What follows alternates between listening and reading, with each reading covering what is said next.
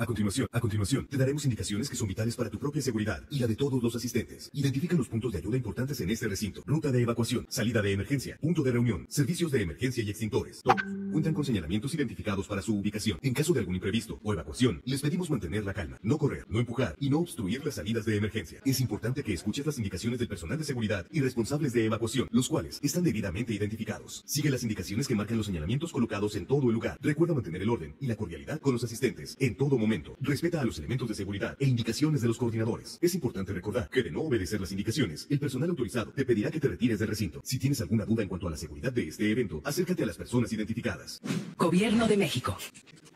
Contará con personal de salud suficiente y preparado para atender a los pacientes graves por contagio del COVID-19. Para ello, el sector salud puso en marcha una estrategia de reconversión de recursos humanos a fin de contar con más personal preparado para la emergencia sanitaria. De esta manera se aprovecha a personal médico y de enfermería de todo el país, generales o especialistas en áreas no críticas de la patria. La hora de salud.mx. Esta es la hora de las médicas y los médicos de la patria.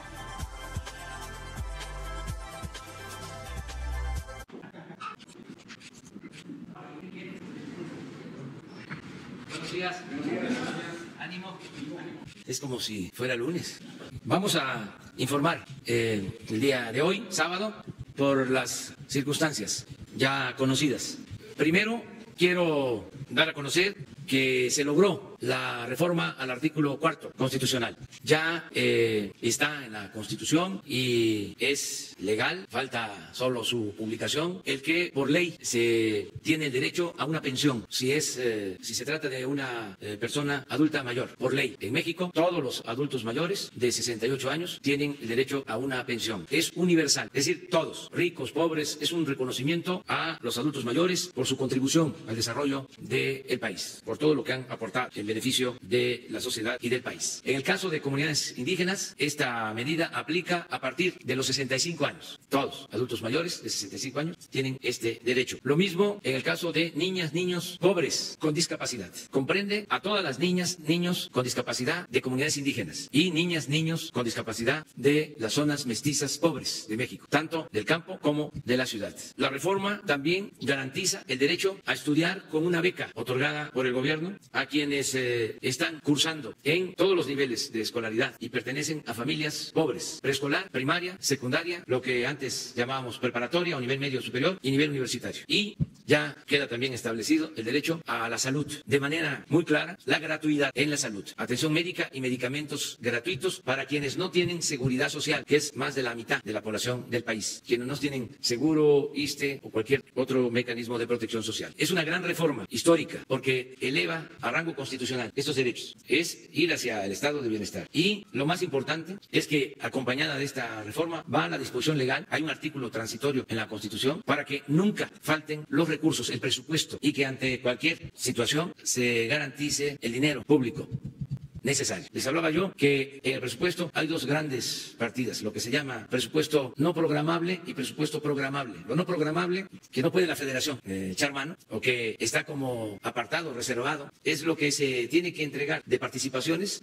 federales a los estados y municipios. Eso está en lo no programable. Eso no lo puede tocar el Poder Ejecutivo Federal. Lo otro que está también en lo no programable es el pago de servicio de la deuda. Y ahora, como ya está en la Constitución, el derecho a la pensión a adultos mayores, a discapacitados pobres, niñas y niños, el derecho a las becas y la atención médica y los medicamentos gratuitos va también a lo no programable. Es decir, ahí no puede meterle mano el Ejecutivo. Y como lo establece el artículo transitorio, cada vez tiene que ser más el dinero. Nunca va a ser menos de lo ejercido un año anterior. Es un blindaje en el presupuesto para el bienestar. Quiero agradecer a todos los legisladores, federales y locales, porque se necesitaba para esta reforma constitucional 2/3 partes de votos. No es mayoría simple, no es la mitad más uno. Eran 2/3 partes, porque es una reforma constitucional. Se logró en la Cámara de Diputados, ahí se aprobó por primera vez. Se tuvo mayoría, porque hubo un partido que votó en contra. Pasó al Senado y la aprobación fue casi por unanimidad, todos los partidos, en el Senado. Y luego, como se trata de una reforma constitucional, pasó a los congresos locales y se requiere para su aprobación de la mitad más un congreso. Y ayer ya se lograron 17 aprobaciones, lo cual significa que ya está la mitad más uno. Se va a seguir votando en todos los congresos locales, pero ya se cumplió con lo que establece el procedimiento constitucional. En el caso de los congresos locales, de 18, 17 votaron votaron a favor. No votaron a favor los legisladores locales de Aguascalientes. Hasta ahora, uno solo. Todavía no sabemos. Vamos a presentar la lista. Es que son 17, no tengo aquí. Lo único que puedo comentarles es que se aprobó antier por unanimidad en Sinaloa. Ayer se aprobó aquí en la Ciudad de México. Y hubo otro estado ayer, que fue el que... Fueron 2 ayer. Sí, la Ciudad de México, pero hubo otro estado. Bueno, ya posteriormente les informamos. Pero en general ya se logró esta aprobación. Estoy muy contento con esto, porque es histórico. Llevaba muchos años que no se llevaba a cabo una reforma así, de dimensión social. La otra información que les vamos a transmitir el día de hoy a todos los mexicanos es de que seguimos trabajando para evitar contagios, para evitar la enfermedad y desde luego para salvar vidas con la epidemia esta que está afectándonos y que afecta en todo el mundo. Lo principal es el que nos cuidemos nosotros mismos en nuestras casas. Vamos bien. De nuevo, mi reconocimiento a todos los que están haciendo un gran esfuerzo, un sacrificio para estar en casa con la familia, cuidándonos. Mi agradecimiento a la gente, mi agradecimiento a los trabajadores, a quienes están resintiendo esta crisis porque viven al día. Mi agradecimiento también a los empresarios solidarios que no despidieron a los trabajadores, que les están pagando, aún cuando es evidente la disminución en sus ventas, en su producción, pero están ayudando mucho. Es un ambiente de mucha solidaridad, de mucha fraternidad en el país, como siempre ha sido México, un país fraterno, un país solidario. Entonces, tenemos que seguir así. Eso es lo que más nos ayuda. Aquí los especialistas nos dijeron desde el principio, esto no se cura solo en los hospitales. Esto se cura fundamentalmente en la casa y con medidas preventivas. Y eso lo tenemos que tener muy claro. Sin embargo, tenemos también que prepararnos para lo curativo. Y nos estamos dedicando a eso, a que tengamos espacios, camas, ventiladores, especialistas, todo lo que se necesite. Estamos avanzando en ese sentido porque comenzamos de tiempo atrás. ¿Desde cuándo estamos hablando de mejorar el sistema de salud pública? Se creó el INSABI antes del coronavirus. Se decidió resolver el problema de abasto de medicamentos, de que no falten los médicos, de mejorar las instalaciones, de terminar de construir hospitales. Me tocó recorrer 80 hospitales antes del coronavirus. Antes del coronavirus ya habíamos decidido ampliar el presupuesto del sector salud en 40,000 millones de pesos. De modo que cuando llegue el coronavirus ya vamos encaminados. Tenemos el equipo integrado, el trabajo coordinado, conjunto. Está actuando de manera coordinada la Secretaría de Salud, el INSABI, el ISSSTE, el Seguro. Ahora nos estamos preparando con el Plan Marina, con el Plan DN3 y estamos en proceso de equipamiento, de que no falten las camas, los ventiladores, los especialistas. Y ahora queremos que nos ayuden los médicos generales, todos los médicos del país. Les hago un llamado, porque como ellos saben, y lo tiene que saber todo el pueblo de México, uno de los rezagos que tenemos, una de las herencias nefastas del periodo neoliberal es la falta de médicos especialistas en el país. No tenemos todos los médicos especialistas que requiere el país. Ojalá y esto lo alcancen a internalizar los que defendían y siguen todavía defendiendo ese modelo inhumano, cuyo propósito principal era el individualismo, el sacar provecho personal, el saqueo, la corrupción. Bueno, ahora tenemos que enfrentar esta carencia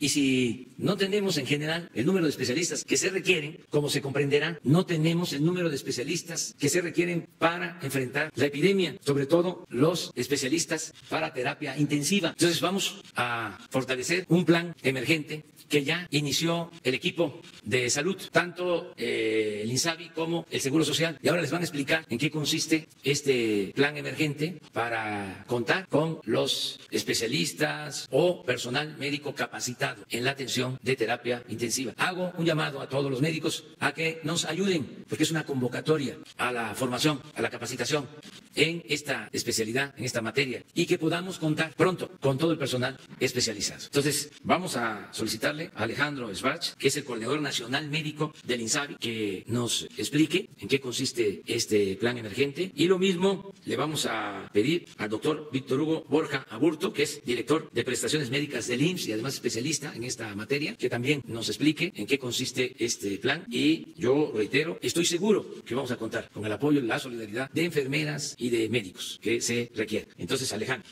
Muy buenos días, compañeros, colegas, señor presidente, con su permiso, señor secretario. Como ustedes saben, colegas, tenemos un déficit estructural de médicos especialistas en nuestro país. Ante ello, el sector salud ha desarrollado de forma conjunta un plan para garantizar que todos los que tengamos en nuestro país por COVID-19 sean atendidos por un equipo especializado y comprometido. Tenemos un pequeño video para explicar el modelo. México contará con personal de salud suficiente y preparado para atender a los pacientes graves por contagio del COVID-19. Para ello, el sector salud puso en marcha una estrategia de reconversión de recursos humanos a fin de contar con más personal preparado para la emergencia sanitaria.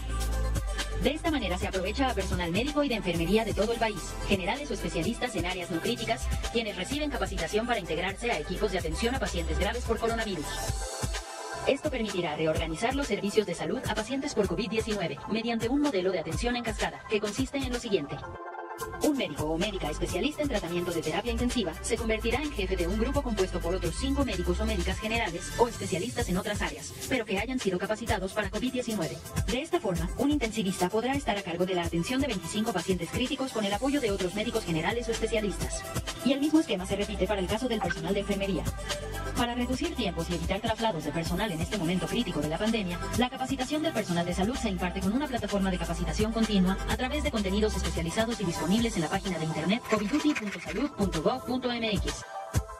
Los contenidos fueron diseñados por un grupo de expertos nacionales e internacionales y contemplan las siguientes temáticas: protección personal y prevención de infecciones, reconversión hospitalaria, apoyo a personal médico intensivista, manejo del paciente crítico, manejo técnico de ventiladores.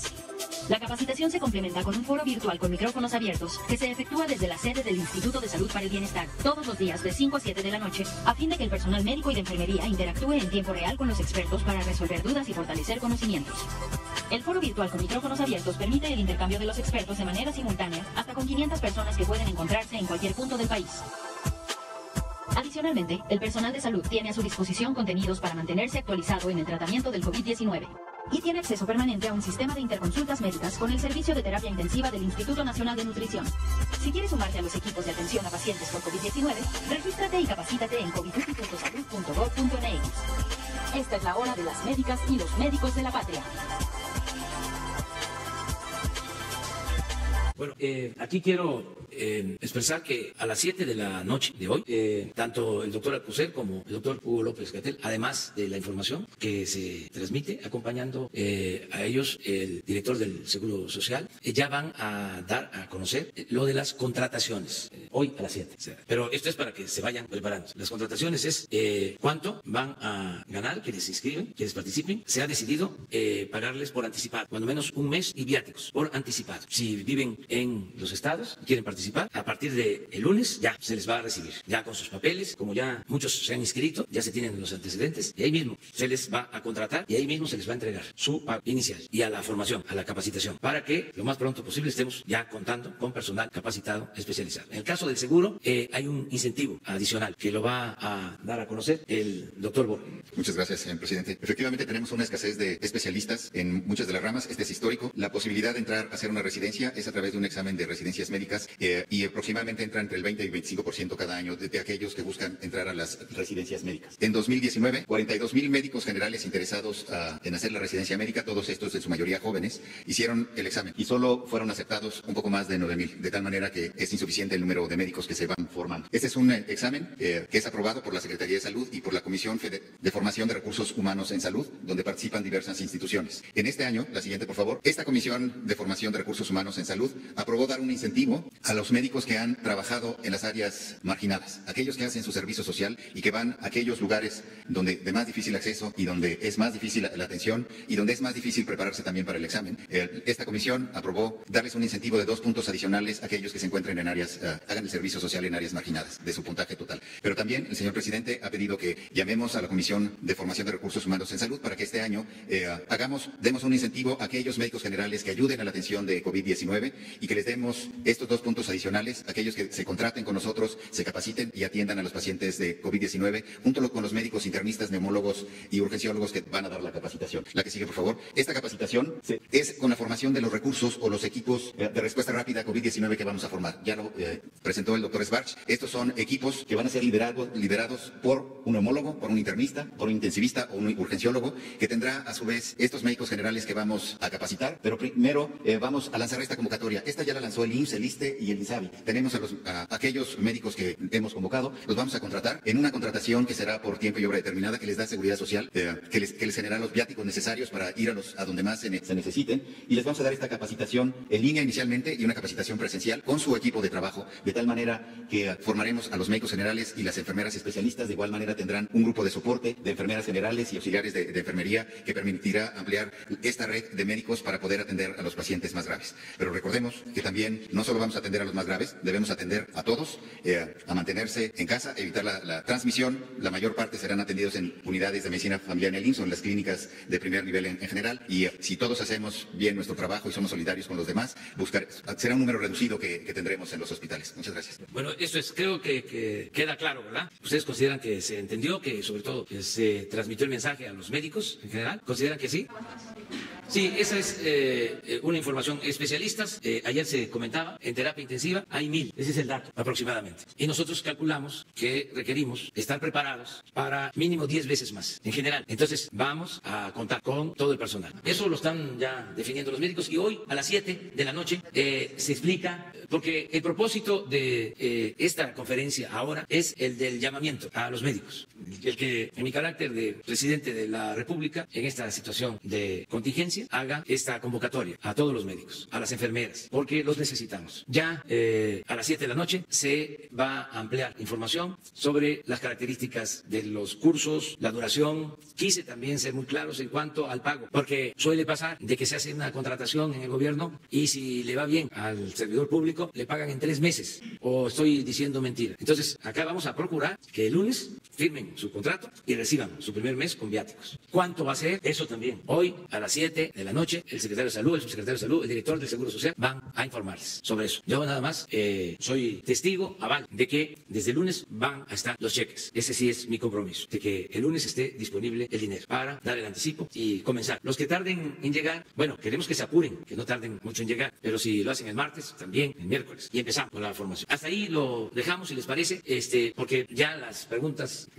a detalle, con más especialidad, pues las van a responder los especialistas, los médicos. ¿Les parece bien así? Y vamos a asuntos generales. A ver, los estados. Miren, esto es muy interesante. Ese fue el de ayer, Coahuila. Durango, aplauso. Tabasco, lo mismo, aprobado. Baja California Sur, aprobado.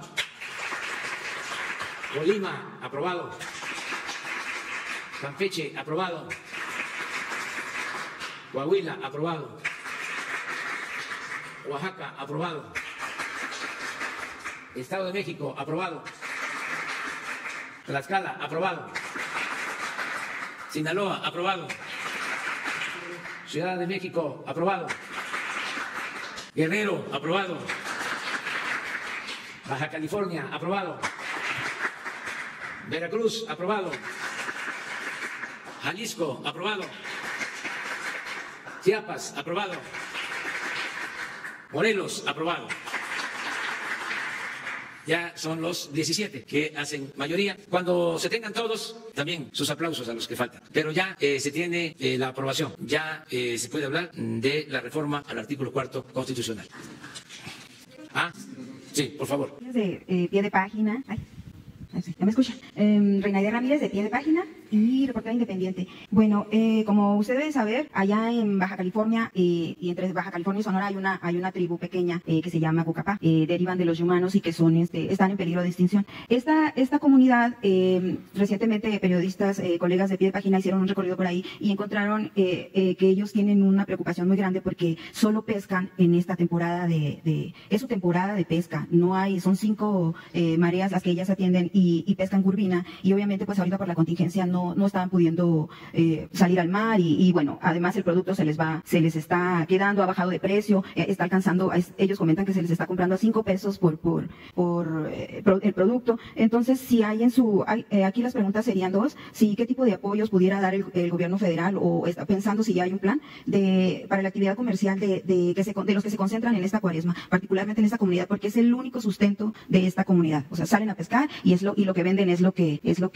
ganan, es de lo que viven. Y además de la regulación del precio de estos, ¿qué medidas se pueden tomar para regular este precio del pescado, de la curvina particularmente, para que no caiga del modo que ha caído? En este mismo rubro de personas vulnerables, de sectores vulnerables, están también los jornaleros agrícolas. No sé si tiene usted también ya un plan para ellos, porque también en otro recorrido de Pie de Página se encontró que en el noroeste del país, Baja California, Sinaloa, Michoacán, Michoacán acá abajo, también están un poco preocupados por los cultivos, por no contagiar cuidarse, porque como usted comentó ahorita también son de la parte de gente que vive al día. Entonces, ¿qué apoyo, si se está contemplando un apoyo también para ellos? Esa sería mi primer pregunta. Si una vía o la otra, o me contesta. La segunda es sobre sería, no sé, quizá para el IMSS o el sector salud. En el caso entiendo de los avances que están haciendo para resolver lo del déficit de médicos y etcétera, ¿no? Y los esfuerzos que se están haciendo para atender a la población. Pero en el caso de los médicos, de las enfermeras que están en los hospitales, hemos también recibido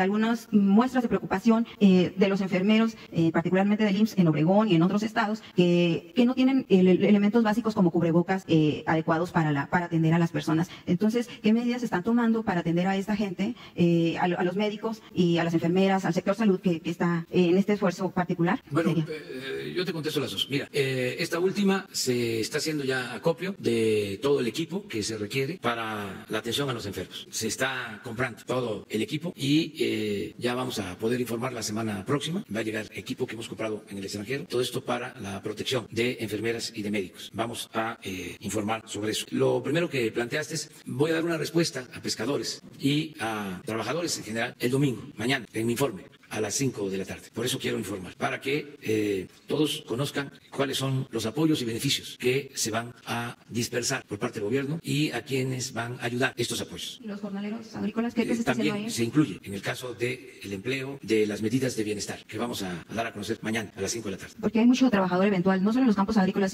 sino en muchas otras áreas del país que ahorita que pararon. Incluso hubo estados donde se adelantó el paro de quedarse en casa y ahorita pues ya están empezando a ver los estragos. No hubo sueldos, no hubo nada.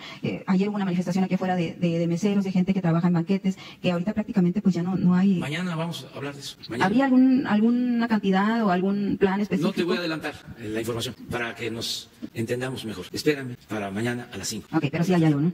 Gracias. Buenos días, compañeros y compañeras de los diferentes medios. Héctor Latepa, de Puntos Suspensivos Radio, Puntos Suspensivos Comunicación.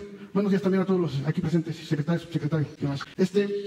Señor presidente, le comento que llevo ya prácticamente el 8 de abril, 3 meses sin poder preguntar, lo cual no es un reclamo, simple y sencillamente lo comento porque desde que tuve la oportunidad de preguntar la primera vez, que fue en noviembre del año pasado, varios temas han quedado pendientes y que hasta ahora no hemos tenido ninguna respuesta.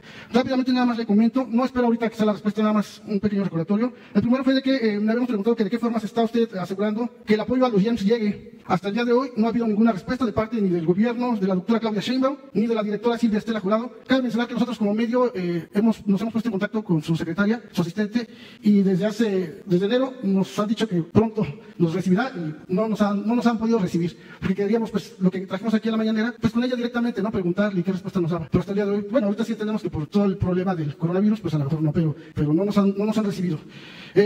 Otro punto fue el canciller Marcelo Ebrard se comprometió a pagarles a los jubilados pensionados del servicio exterior el aumento que desde hace ya 2 años se les otorgó, precisamente en abril.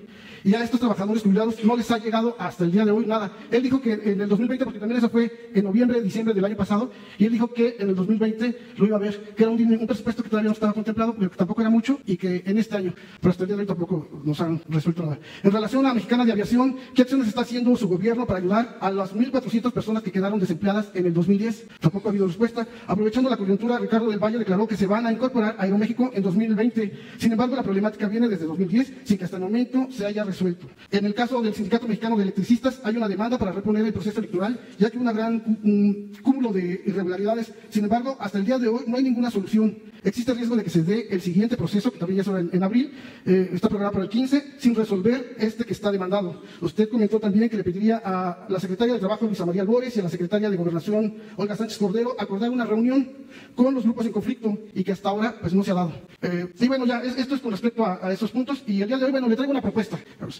Es con respecto al tema de nuestros niños y niñas y el tipo de educación que están recibiendo todos los días. Y para eso quiero citar al doctor psicoanalista José Antonio Lara Peinado. Él dice que si hay una víctima relacionada a la guerra que se establece contra el narco, relacionada al olvido, a la educación, a miles de cosas, si hay una víctima son nuestros niños y niñas de este país. Estos niños y niñas son el síntoma de una sociedad que pareciera no querer escuchar qué es lo que está pasando en nuestro país. El doctor José Antonio Lara Peinado, autor del libro y la investigación Cómo trabajar con niños agresivos inmersos en la violencia y la delincuencia en México, realizó junto a otros investigadores este trabajo que le llevó 4 años. Su elaboración se realizó en la zona caliente de los estados de Michoacán, Guerrero, Tamaulipas, Sinaloa, Chihuahua, Veracruz y Estado de México. Consideramos que este trabajo es fundamental porque no solo les permitió dar cuenta de los efectos que tiene que niños y niñas vivan en ambientes inmersos en la violencia y la delincuencia. Este trabajo les permitió responder a esa pregunta. Pero lo más interesante es que a partir de la investigación se construye una propuesta metodológica para trabajar con niñas y niños y jóvenes agresivos en cada escuela. Cuentan con ejercicios para todo un ciclo escolar y no solo para nuestras niñas y niños. Cuentan también con ejercicios para trabajar con las emociones docentes y para trabajar con los padres de familia. La diferencia que tiene la propuesta del doctor José Antonio Lara de todas las demás propuestas que existen y que vienen muchas veces de otros países es que esta propuesta en primera instancia trabaja en un contexto mexicano, pero lo más interesante es que trabaja de manera profunda con las pulsiones que provocan la agresión y la violencia en las escuelas. Si usted, señor presidente, revisa todas las propuestas que existen, parten de lo meramente aparente, es decir, atienden el síntoma pero no la enfermedad. El doctor Lara se encuentra trabajando con lo profundo, con aquello que provoca que una niña o un joven sea agresivo, de tal manera que si un docente aplicase uno de estos ejercicios el día del lunes, por ejemplo, ocuparía únicamente 10 minutos de su tiempo y lo que ganaría es que el niño o la niña estarían tranquilos toda la semana. Así es como funciona. Se ha piloteado este programa metodológico en algunas escuelas como Los Mochis, Sinaloa, en algunas escuelas como de Reynosa, de Guerrero y de Michoacán. Y a partir de que se trabajó esta propuesta metodológica, no han aparecido problemas ni rasgos de violencia, ni rasgos de agresión, de tal manera que esa es la importancia que tiene este trabajo, que incluso ha llamado la atención de países como Perú, Colombia y Ecuador. Y cualquiera de los de aquí presentes lo puede verificar, ya que incluso en las próximas semanas el doctor estará en aquellos países presentando este importante trabajo, porque esos países están interesados en aplicar esta propuesta metodológica a sus escuelas de educación inicial. Espero que aquí en México reciban y permitan al doctor y a su equipo de investigadores presentar esta propuesta metodológica, que es novedosa y como ya se ha comprobado de aplicarse, se pueden evitar hechos tan lamentables como los ocurridos en Torreón, en Chihuahua o en Monterrey. Se puede trabajar de manera seria y profunda con la agresión y con las emociones de los involucrados en el proceso. Hoy hacemos un llamado a usted, señor presidente, y también aprovechando, pues, un llamado a los secretarios tanto de Educación y aprovechando que está aquí el secretario de Salud, pues para que le den la oportunidad al profesor. Él está dispuesto. Aquí traigo pues el trabajo y con la propuesta metodológica por si les interesa y que nos gustaría que usted pudiera dar un punto de vista. Muy bien. Bueno, vamos a pedir a los que no han informado y no han atendido los asuntos pendientes que lo hagan. La secretaria del Trabajo, el secretario de Relaciones Exteriores, con Jesús.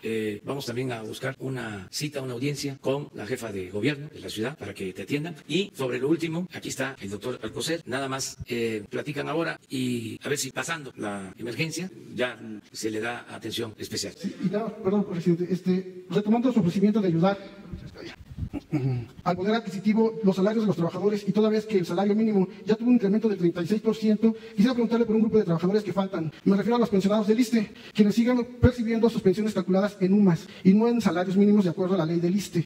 Y al último fallo jurisprudencial de la Suprema Corte de Justicia en este sentido, recordando que el salario mínimo para este año quedó en 123.22 pesos diarios, mientras que la UMA quedó solo en 86.68 pesos diarios, es decir, 30% menos. Quisiera preguntarle cuál sería su respuesta al respecto, ya que en ocasiones anteriores algunos también compañeros aquí de los medios ya le habían preguntado y se quedó en darnos una respuesta habiéndolo consultado con las autoridades correspondientes. Muchas gracias. Y era por último, había comentado también que iba a invitar a la maestra Raquel Sosa para hablar acerca también de los temas de las universidades de bienestar. No sé qué día podría venir, Juan. Vamos a invitarla. Y acerca de lo de la suma también lo estamos analizando, es un asunto de finanzas públicas. O sea, vamos a ver si tenemos una respuesta sobre eso. Tenemos muchos pendientes porque nos dejaron muchas deudas y muchas decisiones que afectan a los trabajadores, que afectan al pueblo. Despidos, esto por ejemplo de las sumas, inclusive el manejo de las pensiones que se tiene que atender porque al mediano plazo el trabajador puede recibir menos que lo que obtenía cuando estaba laborando. Todo esto tuvo que ver con las reformas neoliberales que se hicieron. Esta reforma de pensiones se hizo cuando el presidente Zedillo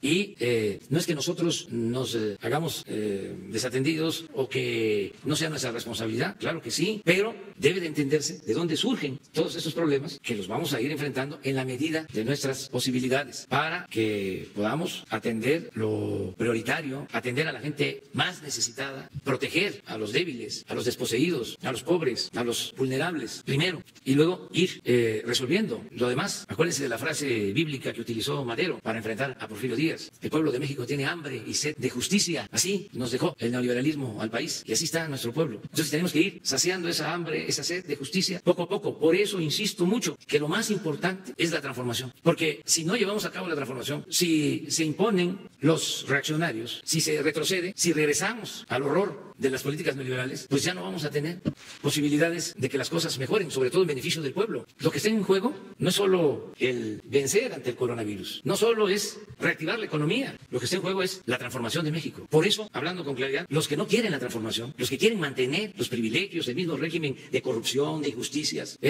quisieran que se agravara la crisis del coronavirus. No alcanzan a decirlo abiertamente porque pues su doctrina es la hipocresía. No lo dicen así, pero en el fondo están pensando que qué bueno que nos vaya mal. Afortunadamente no son todos, es una minoría de ambiciosos, vulgares. Lo mismo en el caso de la economía.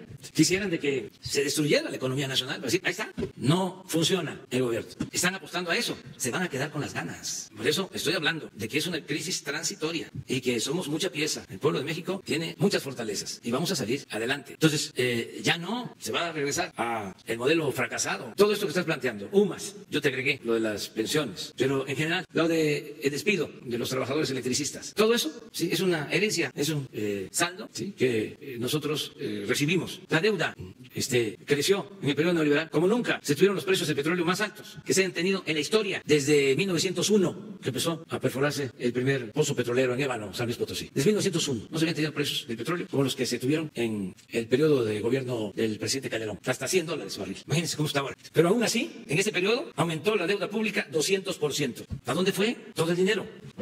Ahí queda eso. Mujer.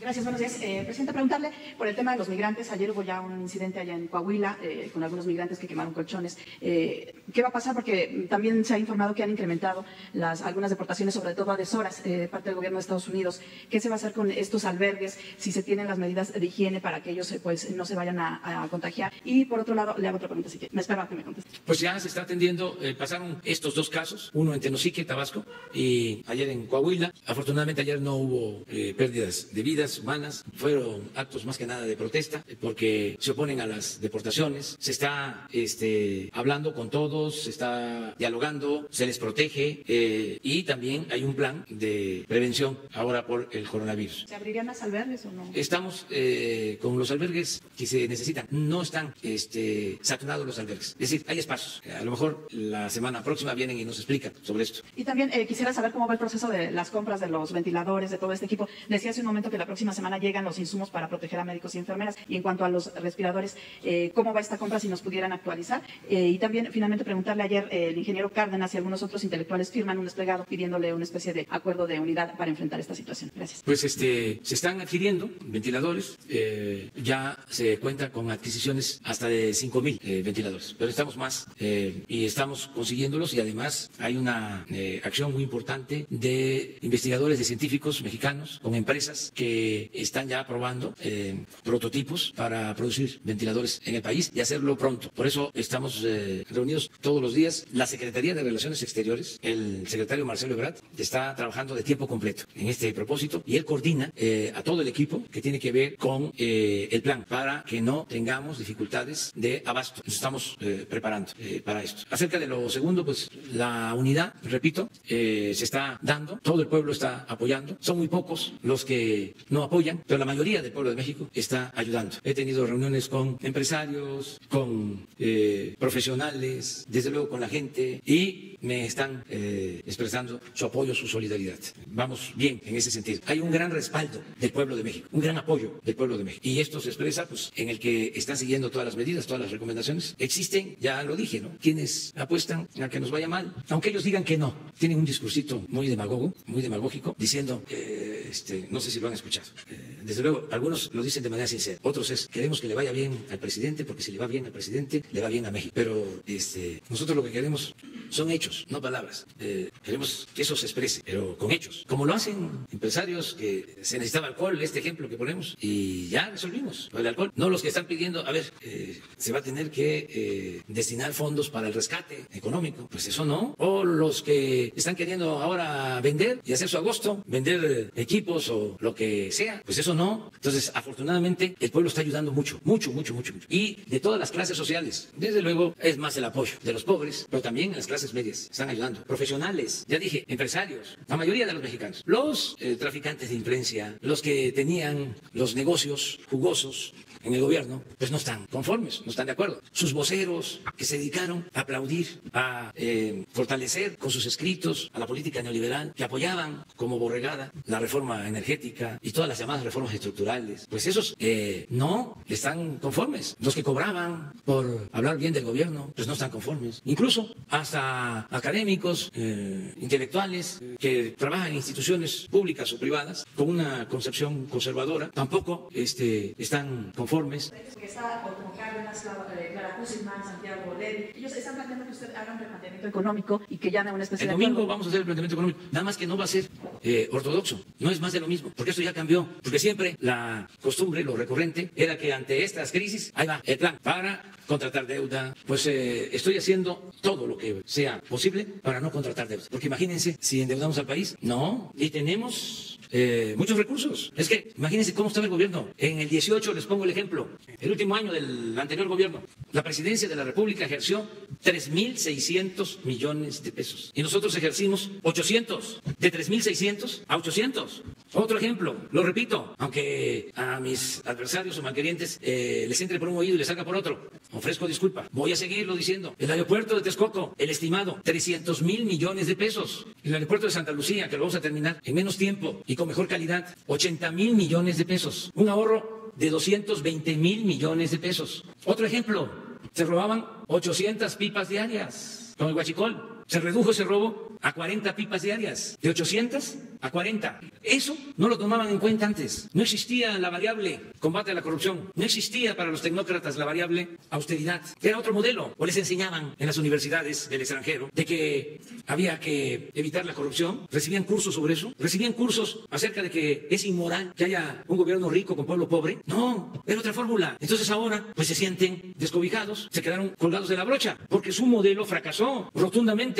Esto no es un asunto ideológico, es juicio práctico. ¿Cómo vamos a seguir aplicando un modelo fracasado que empobreció al pueblo, que potenció la corrupción, que desató la inseguridad y la violencia? Es una insensatez estar pensando en más de lo mismo. Entonces ya rompimos el molde neoliberal y no se puede poner vino nuevo en botellas viejas. Nada de que el llamado a la unidad y el plan para enfrentar la crisis y el apretarse el cinturón, que el pueblo se apriete el cinturón y ni modo, es un trago amargo, pero va a pasar, tú aguanta, mientras unos cuantos se enriquecían con el sufrimiento de la mayoría de la gente. No, nada de eso. Sé que están desconcertados. Muchos dicen, ¿dónde está? Aunque estoy todos los días, ¿dónde está el presidente? ¿Dónde está el plan? El gobierno no reacciona. No, claro que reaccionamos. Si estamos reaccionando, entre otras cosas, aguantando toda la embestida de la oposición ambiciosa. Que imagínense que a la primera que me presentan un proyecto, sí, cómo no, para que me aplaudan, te lo apruebo. Ahora tuve una reunión con los representantes de los empresarios y eso les expliqué. Digo, vamos a otra cosa. Y lo entendieron. Digo, no descarto lo que me están planteando, déjenlo ahí, vamos viéndolo. Fue muy buena reunión, pero les dije, nosotros tenemos ya una manera de enfrentar esto y estamos seguros que va a funcionar y no descartamos todo lo demás. Esto que dicen, por ejemplo, no hay manera, tiene que haber deuda, es irremediable. Propuestas, por ejemplo, en el sentido de que aquí se reconoce, en México y es en el único país en donde se habla de deuda neta y no deuda bruta. En general, una especie de cómo medir la deuda. Si le llamo bruto, le llamo neta, entonces podría yo pedir prestado, solicitar crédito y quedaría igual. Pues eso es maquillaje, eso que están proponiendo algunos, es simulación, llámese como se llame, va a ser deuda, aunque sea clandestina. ¿A quién voy a engañar? ¿Y por qué insisten tanto en la deuda? ¿Para qué quieren más recursos? Para rescates. Y yo creo que vamos a tener fondos suficientes para rescatar al pueblo y vamos a salir adelante. Y no descartamos ninguna posibilidad, pero no nos vamos a ir a la primera de bruces con lo que una y otra vez se ha aplicado y ha fracasado. Miren, en todo el periodo neoliberal ha habido corrupción, para entendernos. Ojalá y me contestaran los expertos. En todo el periodo neoliberal, que me contesten si es cierto o no, que me digan de que en el periodo neoliberal ha sido cuando más se ha saqueado a México, en toda la historia. El periodo neoliberal fue el periodo de mayor saqueo a México, más que en la colonia, que es decir mucho. Que me digan si es cierto o es mentira. Segundo, que me digan si es cierto o no que durante el periodo neoliberal que ha imperado la corrupción o que imperó la corrupción, cuando se profundizó más la corrupción fue en periodos de crisis como este. ¿Cuándo toman la decisión del FOBAPROA de convertir las deudas privadas en deuda pública? En una situación como esta. Y si se va analizando, es cuando se han aprovechado más. Y otra cosa que también se puede medir, y ojalá y los expertos me digan si es cierto o no, cuando más desigualdad social ha habido en México, es cuando más se han entregado a particulares, nacionales y extranjeros, los bienes del país. ¿Saben cuándo ha habido más desigualdad? En el periodo de Salinas de Gortari. Cuando se entregaron todos los bancos y todas las empresas, cuando hubo el gran remate, la piñata, fue cuando se profundizó más la desigualdad en el país. Y hay datos de lo que estoy diciendo. Entonces yo entiendo que hay ahora una especie de desconcierto, porque imagínense la colonización mental durante 36 años de predominio neoliberal, porque no fue nada más la política económica. Fue una avalancha de sofismas, de retacería ideológica, de sofismas, de mentiras, de engaño. Esto es muy parecido a lo que sucedió cuando el derrumbe de la Unión Soviética. Imagínense quienes se formaron con esa concepción de las cosas y de repente se derrumba, hubo desconcierto. ¿A dónde vamos? Resultó que lo que yo defendía, lo que yo creía, al final no sirvió. No era real. Pues es lo que está sucediendo. Algunos. Ese es el pensamiento conservador. Entonces vamos a que saquemos adelante la transformación. Cambios. Es el tiempo de profundizar en los cambios. No dar marcha atrás. Y todo el que quiera ayudar, que lo haga. Y es bienvenido su apoyo, pero ya no más retórica, no demagogia, no politiquería. Definiciones y congruencia. Definirse para ver de qué lado estamos. Si queremos que continúe el régimen corrupto, matizado, envuelto para regalo, pero al final de cuentas corrupción, o nos definimos por el cambio verdadero, por la transformación. Yo ya estoy definido desde hace tiempo. Y hay millones de mexicanos definidos. Me lo dicen en la calle. Me dicen, ni un paso atrás, resista, aguante. Y muchos llegan a decir, es la esperanza. ¿Y saben qué es la esperanza? Una fuerza muy poderosa. Quisieron los tecnócratas neoliberales, corruptos, conservadores, robarnos hasta el derecho a la esperanza. Y no lo lograron. En situaciones muy difíciles. Menos ahora. Vamos a salir de esta crisis transitoria. La compañera. Buenos días, señor presidente. Berenice Telles, del Diario Nacional 1+1. Mi pregunta es con respecto a pues esta baja que presentó la calificadora Fitch Ratings con respecto a la pues a la cuestión crediticia del petróleo de Pemex. ¿Qué opinión nos puede dar? Pues que no comparto ese punto de vista. Mire, son muy insensibles algunos organismos internacionales y los gobiernos también en el mundo, la llamada clase política. Si hay una pandemia que afecta, desde luego que está impactando en la economía, ¿cómo no llegar a un acuerdo entre Rusia y Arabia para no provocar la caída del precio del petróleo y profundizar más la crisis? O sea, ¿dónde está la responsabilidad para con la humanidad? ¿Dónde está la fraternidad universal? ¿Dónde están los llamados jefes de Estados? ¿Qué no podían esperar? ¿Qué no se habla del coronavirus como una epidemia pasajera? ¿Qué no se pudo esperar esa decisión? Porque ahora, ese es un ejemplo. Lo segundo, las calificadoras. ¿Por qué en estos momentos, además, que no hay normalidad económica, porque hay mucha inestabilidad en mercados, reducen la calificación de los países, no solo de México, descalifican? No estoy de acuerdo con eso. Entonces, respeto, ¿no?, todas las decisiones que se toman, pero también, como ya esto cambió, sus parámetros ya no son la Biblia como era antes, al menos en el caso de México. Nosotros estamos pensando en nuestras fortalezas, pensamos en la grandeza de nuestro pueblo, pensamos en la importancia de combatir la corrupción, pensamos en lo importante de actuar con austeridad, pensamos en lo importante que es el humanismo. Son términos, conceptos distintos, es una concepción diferente. Entonces vamos nosotros a salir adelante. Ya me tengo que ir, voy a preparar mi texto, voy a escribir para mañana. Les invito, ustedes van a estar aquí, son los invitados.